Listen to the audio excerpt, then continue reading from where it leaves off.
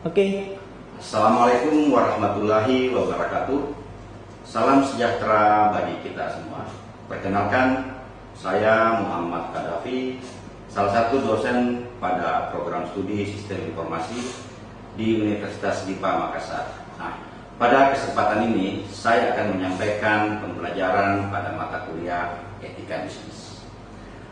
Mata kuliah ini memiliki bobot 2 SKS dan dirancang untuk membekali mahasiswa dengan pengetahuan, keterampilan, dan sikap profesional dalam memahami serta menerapkan prinsip-prinsip etika dalam berbagai aktivitas bisnis dan organisasi.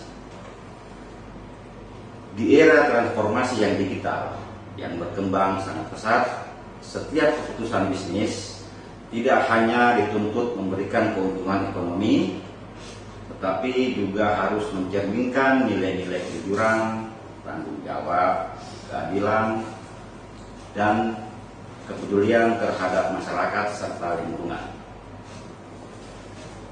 Jadi deskripsi mata kuliah ini, mahasiswa diharapkan memahami tentang ruang lingkup etika bisnis, prinsip, norma, nilai etika dalam bisnis, dan etika serta lingkungan, termasuk tentang good governance dan case study tentang isu-isu utama etika bisnis di Indonesia.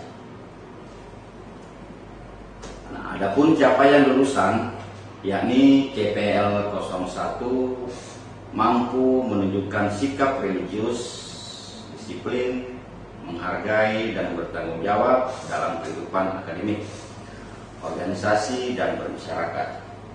Pada CPL 02 mahasiswa mampu menerapkan pemikiran logis, kritis, sistematis, dan inovatif dalam pengembangan ilmu pengetahuan dan teknologi, serta mengkaji implikasi nilai humoria dalam bidang keahliannya berdasarkan etika ilmiah untuk menghasilkan solusi, karya seni, dan kajian saintifik yang menunjukkan kinerja bermutu dan terukur. Pada CPL 11, mahasiswa mampu mengaplikasikan teori dan prinsip-prinsip entrepreneurship atau kewirausahaan dalam bisnis. Adapun capaian pembelajaran mata kuliah ini yaitu mahasiswa mampu menjalankan kehidupan masyarakat yang berdasarkan aturan dan norma hukum yang berlaku, kemudian mampu menunjukkan sikap profesional dalam bentuk kepatuhan pada etika profesi, dan mampu memahami tentang pembelajaran sepanjang hayat dan integritas dalam pembelajaran ilmu pengetahuan maupun teknologi dengan semangat kemandirian dan kewirausahaan. Nah, adapun pokok-pokok bahasan pada mata kuliah ini adalah membahas mengenai yang pertama yaitu tentang hakikat etika bisnis, kemudian pengertian etika, kemudian bisnis, kemudian etika moral, hukum, agama, klasifikasi etika, serta konsepsi etika.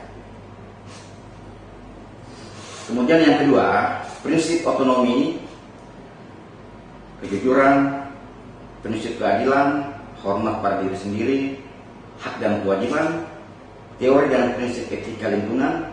Nah, ini pada materi pertemuan kedua.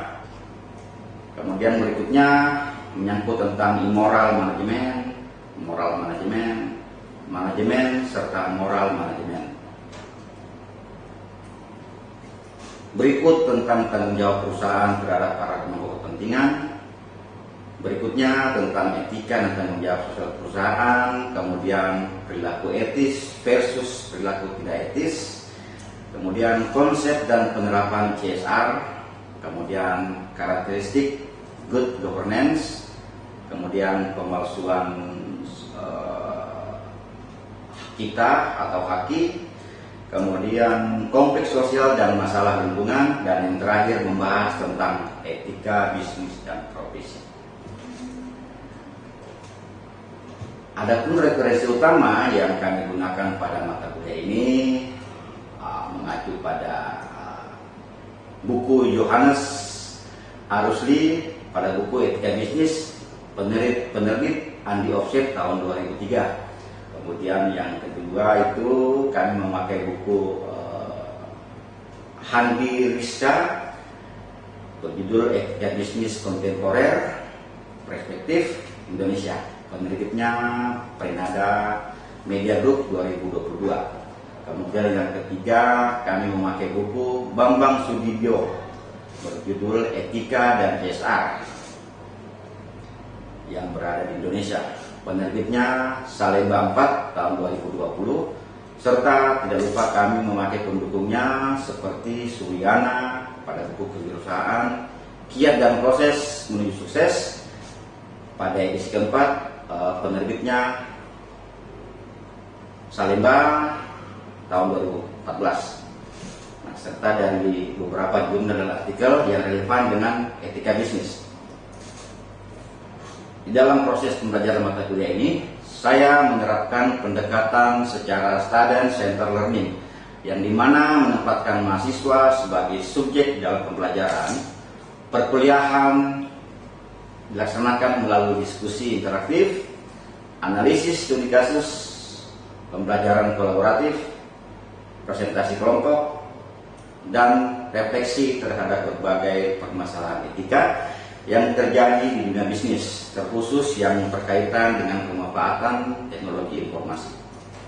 Nah, melalui strategi pembelajaran ini, kami berharap mahasiswa diharapkan tidak hanya mampu memahami konsep dan teori etika bisnis, tetapi juga mampu berpikir secara kritis, menganalisis berbagai dilema etika, mengambil keputusan yang bertanggung jawab, serta menunjukkan perilaku profesional yang sesuai dengan nilai-nilai moral dan kode etik dalam dunia kerja.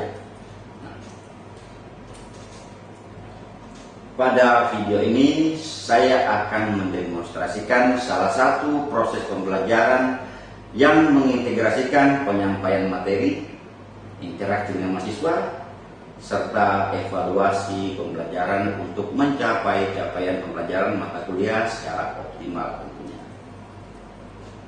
Semoga pembelajaran ini dapat memberikan pengalaman belajar yang bermakna dan mendorong mahasiswa menjadi lulusan yang berkompeten, berintegritas, serta mampu memberikan kontribusi positif bagi organisasi, masyarakat, dan bangsa.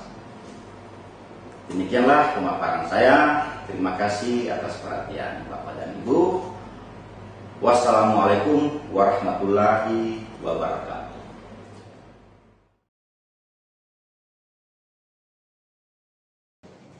Oke, selamat pagi. Kita kembali pada hari ini, yaitu materi tentang prinsip etika bisnis. Kalian paham seperti apa etika bisnis? Kalian kan calon-calon pelaku bisnis setidaknya harus mengerti tentang apa yang maksudnya etika bisnis. Jadi berbisnis pun mempunyai etika, bukan hanya profesi yang lain. Berikut ya. Etika bisnis sebagai etika profesi itu membahas tentang berbagai prinsip, kondisi dan masalah yang terkait dengan praktek bisnis yang baik dan etis. Etika bisnis sebagai etika profesi membahas berbagai prinsip, kondisi dan masalah yang terkait dengan praktek bisnis yang baik dan etis. Dan yang kedua, etika bisnis adalah menyadarkan masyarakat bahwa hak dan kewajiban mereka tidak boleh dilanggar oleh praktek bisnis siapapun juga. Berikut, etika bisnis dan tanggung jawab sosial. Jadi ada contoh yang melanggar sebuah etika bisnis ya. Nah, pada saat saya berikan contoh, pada saat informasi gaji naik, distributor itu menimbun beberapa dagangan karena mereka tahu harga akan naik. Contohnya sekarang ini, menurut kalian perusahaan milik negara Pertamina, sekarang kita tahu agak susah BBM-nya, pas bertepatan dengan dolar naik, BBM susah, ya, BBM susah. Itu yang dimaksud etika bisnis, ya. Jadi di mana sebuah perusahaan mengetahui akan ada gejolak kurs atau rupiah naik, dia menimbun barang. Dia akan tahu pada suatu saat harga saya ini melambung, saya bisa menjual dengan harga tinggi. Jadi itu bagian dari etika bisnis. Cuma kita tidak boleh menyamakan etika bisnis antara BUMN, perusahaan negeri atau perusahaan swasta. Begitu ya. Nanti akan kita bahas seperti apa itu etika bisnis selanjutnya. Contoh yang kedua itu penjual di pasar sering mengurangi ketimpangan dari barang yang dijual agar keuntungannya bisa tinggal jauh. Kemudian produsen sering menampilkan label 100% halal, padahal kenyataannya tidak seperti itu, ya. Begitu. Nah ini katakan tadi, ya. Jadi contohnya pada saat ada informasi gaji akan naik, distributor menimbun barang dagangan karena mereka tahu harga akan naik. Contoh lainnya, penjual di pasar sering mengurangi berat timbangan dari bahan atau barang yang dijual agar keuntungannya tinggi. Nah, contoh yang berikutnya, produsen sering menampilkan label 100%, padahal kenyataannya tidak. Itu salah satu contoh dari pelanggaran etika bisnis. Di mata kuliah ini nanti kita akan diskusikan hal-hal apa saja yang kita perlu diskusikan, ya. Seperti ini. Perlu tidaknya etika bagi sebuah perusahaan, atau jika ya, mengapa, dan jelaskan. Atau apa saja prinsip-prinsip etika bisnis. Kemudian terakhir, apa yang dimaksud dengan etika bisnis.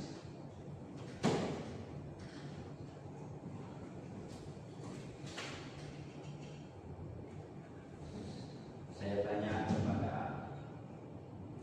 yang memiliki muah mana mereka praktis, dia kan dalam bisnis. Kira-kira di kehidupan atau di perjalanan Anda sebagai muah, apa adakah etika yang Anda langgar? Yang dilanggar? Iya. Secara sederhana, Anda tidak saya melanggar, tapi saya menutupi. Umpamanya, ya. Contoh kecil. Ya, itu contoh kecil, berarti itu sudah bagian dari etika bisnisnya. Contohnya, pada saat Anda kontrak, baik Pak, baik Bu, saya dapat jam 8 atau jam 9. Kemudian Anda lewat jam 20 atau lewat sekian menit. Sebenarnya itu bagian dari etika bisnis. Bisa saja klien Anda memberikan Anda penalti atau meminta uangnya kembali karena dengan alasan tadi. Itu salah satu bagian dari etika bisnis. Contohnya, Isa, dia bisnis travel, ya, umroh. Ayo teman-teman, kita butuhkan uang. Arisan umroh. Kan lagi marah arisan umroh, kan? Marah dengan umroh. Tiba-tiba mau penalti, kabur Isa. Kabur, udah pulang ke rumah. Begitu banyak kejadian. Bagian dari pelanggaran etika atau penipuan, gitu, ya.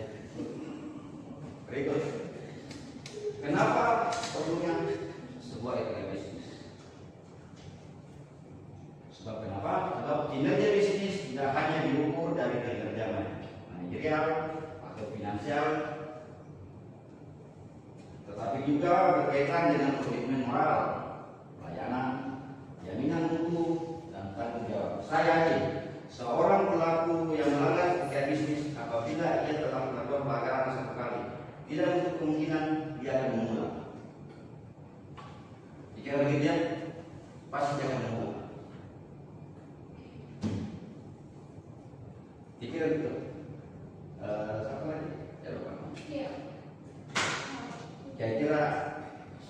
pelaku bisnis tidak akan mengulang pelanggarannya. Pasti akan diulang. Pasti, Pak. Pasti. Disengaja dan tidak Ya. disengaja. Berikutnya, perusahaan perlu mempertahankan kepercayaan konsumen dan masyarakat. Jadi perlunya unit bisnis secara sederhana dia menjalankan bisnis dengan tidak merugikan hak dan kepentingan semua pihak yang terkait dengan bisnis. Jadi maksudnya seperti ini, perlunya menjalankan bisnis dengan tidak merugikan hak dan kepentingan. Maksudnya seperti ini ya. Saya telah melakukan perjanjian bisnis dengan salah seorang klien. Perjanjian, oke kita ketemu jam sekian. Kemudian di tengah perjanjian saya melanggar, saya ketemu dengan klien yang lain dulu. Padahal saya janjian dengan pertama. Ya, saya pikir janjian yang pertama. Ini yang maksudnya ini. Jadi tidak memberikan hak. Padahal saya tidak tahu yang satu sama tahu itu dia punya kebutuhan yang lain. Ya, contoh-contoh dari bagaimana kita perlunya melakukan bisnis. Berikut, yang dipertaruhkan tidak hanya tentang uang, tetapi tentang reputasi perusahaan dan nasib umat manusia. Perlunya masyarakat itu suka menggunakan atau berhubungan dengan perusahaan yang baik kualitasnya. Tindakan etis merupakan strategi bisnis jangka panjang yang terbaik bagi perusahaan. Ini bagi perusahaan, bagaimana kalau kita pelaku UMKM.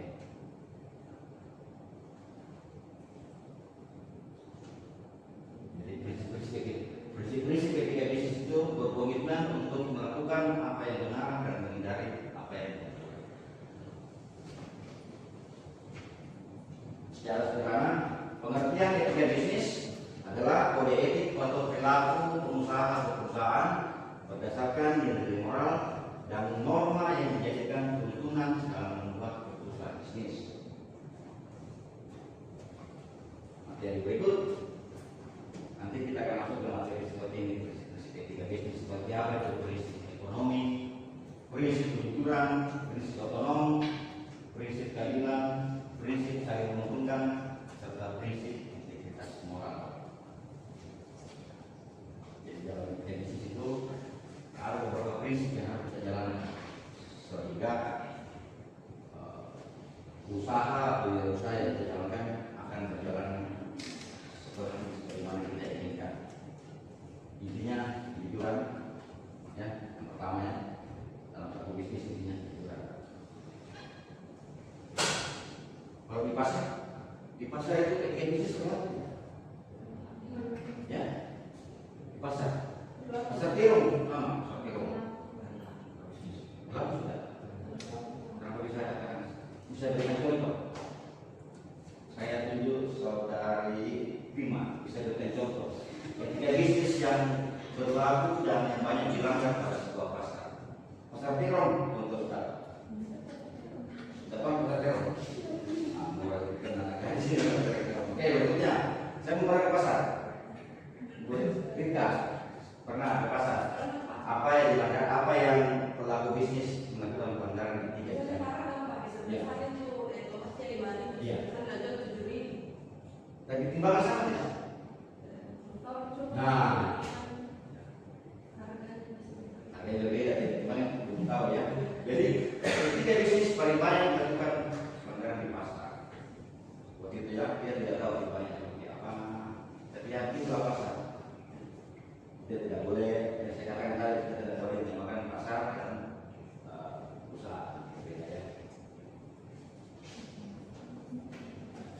Jadi kalau Anda memiliki usaha, usaha terapkan seperti ini: prinsip otonom, prinsip kejujuran, prinsip keadilan, prinsip saling menguntungkan, prinsip integritas moral. Jadi keadilan dan kejujuran itu berhubungan dengan integritas moral. Berikut, apa yang dimaksud dengan prinsip otonom? Jadi ini merupakan sikap dan kemampuan manusia untuk mengambil keputusan dan bertindak berdasarkan kesadaran sendiri tanpa ada yang dianggapnya baik untuk dilakukan. Jadi keinginan sendiri tanpa ada yang mengintimidasi. Dia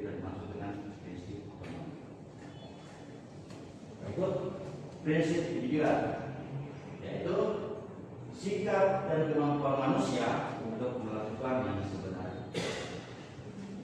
Kejujuran sangat menentukan relasi dan kelangsungan bisnis masing-masing ya selanjutnya.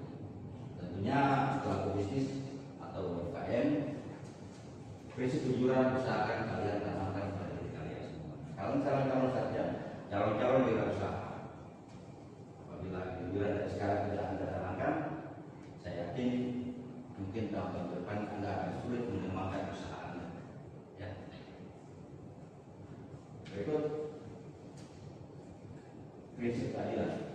Nah, di sini artinya adil, artinya tidak ada pihak yang dirugikan atau makar kepentingannya. Kemudian prinsip keadilan menuntut agar setiap orang dalam kegiatan bisnis, kita dalam relasi eksternal perusahaan maupun relasi perusahaan perlu dilakukan secara sama sesuai dengan haknya masing-masing. Jadi tidak membedakan antara klien satu dan klien lain, tidak membedakan antara pembelian satu dan pembelian lain, menyamaratakan. Kemudian prinsip saling menguntungkan. Kalian mau tidak berbisnis? Kalau kalian mau untung atau rugi atau sebaliknya? Udah mau kan seperti itu ya? Mau tidak berbisnis? Ini orang yang PK, jadi PK nya ya. Mana yang PK? Ya. Ya. Ini kan tempatnya kan tempat kita penghasil bawang ya. Jadi pasti banyak pelaku bisnis sana ada ya. Jadi tidak ada yang dirugikan seperti itu. Kemudian prinsip integrasi moral. Nah, prinsip ini mengajarkan agar tetap menjaga nama baik perusahaan. Tercermin dalam seluruh perilaku dengan siapa saja baik luar maupun ke dalam perusahaan itu sendiri. Berikutnya, dan nanti ada materi seperti ini. Jadi tanggung jawab sosial dalam bisnis. Subjeknya itu ya dalam bisnis hendaknya memperhatikan kepentingan masyarakat. Barang yang dijual merupakan kebutuhan masyarakat. Sebagian keuntungan digunakan untuk kepentingan masyarakat. Bisnis yang barokah jika usaha satu keuntungan satu, jika usaha satu keuntungan dua, maka yang satu wajib disedekahkan. Jadi saya berikan contoh, apabila Anda memiliki keuntungan lebih dari yang Anda harapkan, setidaknya disisikan untuk sedekah. Jadi RPS pada kita ini, CPL itu ada mengarah ke sisi moral dan agama. Ya.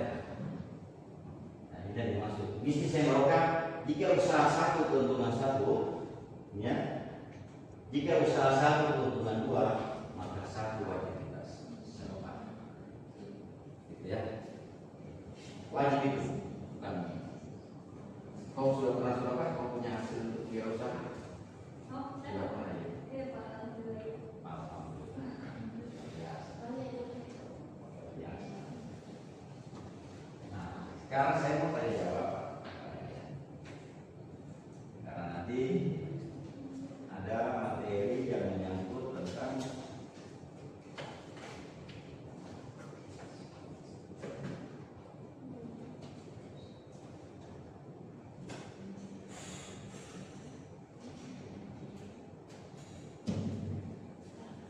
nanti ada materi yang kita akan bahas menyangkut tentang manajemen moral, amoral, dan moral.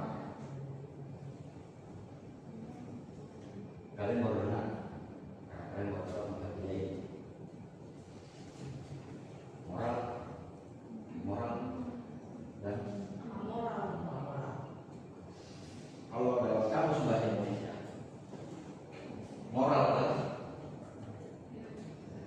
Ya, coba bersuara. Berikan apa yang kalian serap di umum sebagai mahasiswa. Apa yang kalian serap tentang moral?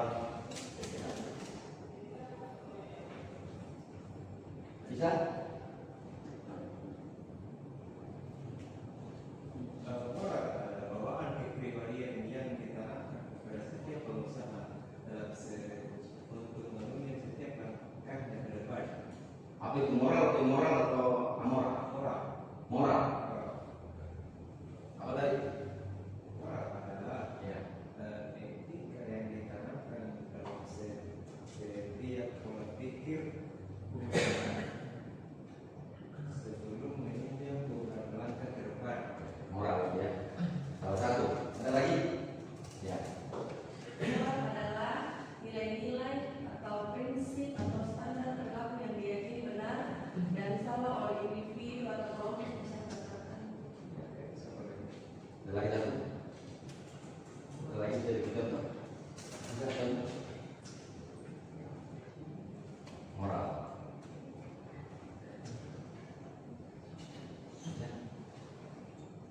Coba, saudara lagi. Moral adalah dasar untuk berperilaku baik tanpa harus dipaksa. Itu moral ya. Jadi ketiganya benar. Ya. Tergantung di mana kita menempatkan. Saya memang di kampus ini.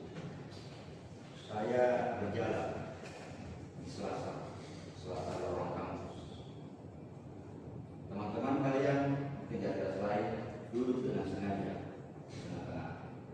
Kakinya digulung ke depan. Ya, banyak begitu ya. Dosennya lewat. Kakinya dibiarkan seperti itu, dia tidak menangkap. Apa itu moral? Kira gitu ya. Banyak gitu jalan kan sini ya. Kita lihat kan. Mereka duduk di Selasa di lorong. Kakinya menyangnya semua. Dosennya lewat. Sudah dosennya masih muda kayak saya, masih ingat langkah. Tapi dosen lagi sudah tua, terus kakinya hanya sakit kan saya masuk lantai berapa kaki di bawah. Ya. Dikira begitu moral ya. Jadi di mana kita menempatkan? Poinnya immoral manajemen. Immoral manajemen merupakan tingkatan terendah dari model manajemen dalam melakukan prinsip bisnis. Manajer yang memiliki manajemen tipe ini pada umumnya sama dengan moralitas baik dalam internal organisasinya maupun bagaimana dia menjalankan aktivitas perusahaan. Jadi di dalam manajemen ada manajemen yang terendah. Inilah yang dikatakan dengan amoral. Jadi sebuah manajemen yang paling terbawah, yang paling terendah. Berikut amoral manajemen. Jadi amoral manajemen ini adalah dua jenis lain manajemen, yaitu pertama manajer yang tidak sengaja berbuat amoral atau unintentional amoral manajer. Tipe ini adalah para manajer yang dianggap kurang peka. Jadi seorang pimpinan yang dianggap tidak EGP lah kepada apa yang terjadi. Yang jelas di mata saya manajer. Bahwa dalam segala keputusan bisnis yang berbuat sebenarnya langsung atau tidak langsung akan memberikan efek pada pihak lain. Nah, yang kedua, tipe manajer yang sengaja membuat amoral. Manajemen dengan pola ini sebenarnya memahami ada aturan dan etika yang harus dijalankan.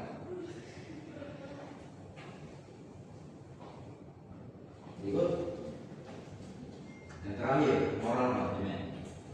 Jadi tipe manajemen seperti ini itu memiliki nilai etika dan moralitas yang diletakkan pada level standar tertinggi dari segala bentuk perilaku dan aktivitas bisnisnya. Manajer